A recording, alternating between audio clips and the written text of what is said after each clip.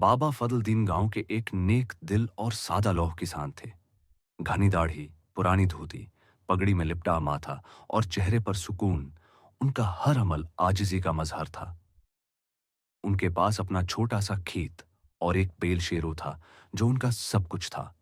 दिन भर वो खेतों में मेहनत करते और शाम को पीपल के दरख्त के नीचे बैठकर अल्लाह का शुक्र अदा करते। एक दिन खेत से वापसी पर बाबा जी ने रास्ते में एक नौजवान को जख्मी हालत में देखा। वो कमजोर और परेशान हाल था, पांव से जख्मी, कपड़े मैले और चेहरे पर भूख और बेबसी नुमायां थी। उसका नाम रफीक था। बाबा जी ने उसका हाल पूछा तो उसने रोते हुए कहा, तो उसने कहा कि मेरा कोई नहीं, ना घर ना रोजगार। बाबा जी का दिल मूम गया। ले आए, जख्म साफ किए, उसे खाना दिया और आराम के लिए पुरानी चारपाई दे दी।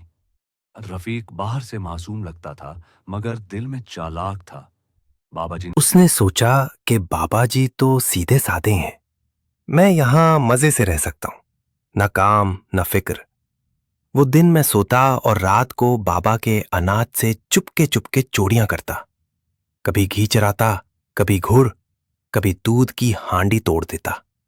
बाबा जी ने कुछ दिन तो खामोशी से बर्दाश्त किया, मगर फिर उन्होंने रफीक को प्यार से समझाया। बेटा, ये घर तुम्हारा है, मगर सच्चाई से रहो, मेहनत रफीक करो। ने झौटी शर्मिंदगी दिखाई, हाथ जोड़कर मुआफी मांगी और वादा किया कि वो सिधर जाएगा।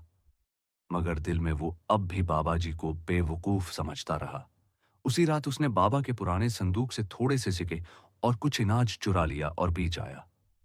अगली सुबह बाबा ने जब खाली संदूक देखा तो दिल से टूट गए।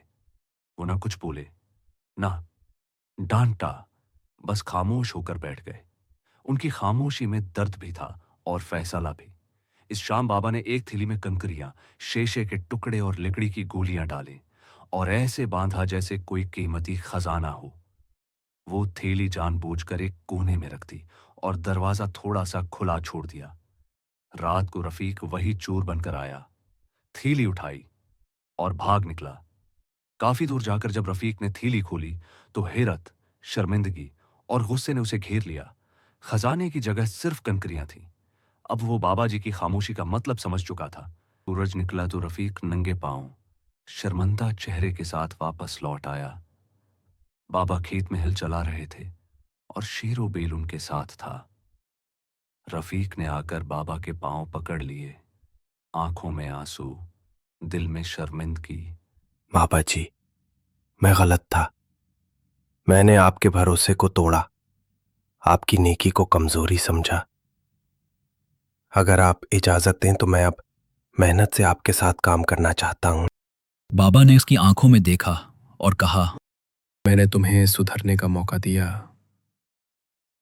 क्योंकि मेरे दिल में इंसानियत है। लेकिन अगर तुम सच में सुधरना चाहते हो तो अमल से दिखाओ, अल्फाज से नहीं। रफीक ने वाकई बदलने का अज़्म किया। इस दिन के बाद वो सुबह बाबा के साथ खेतों में जाता, बैल के साथ हल चलाता, गांव वालों की खिदमत करता और अपनी मेहनत से अपना मकाम बनाता गया। अब वो वही रफीक था, मगर चालाकी की जगह खुलूस उसका हथियार बन गया था। बाबा जी अक्सर कहते, नेकी का बदला सिर्फ सच्चाई है, वरना वक्त खुद सबक सिखा देता है।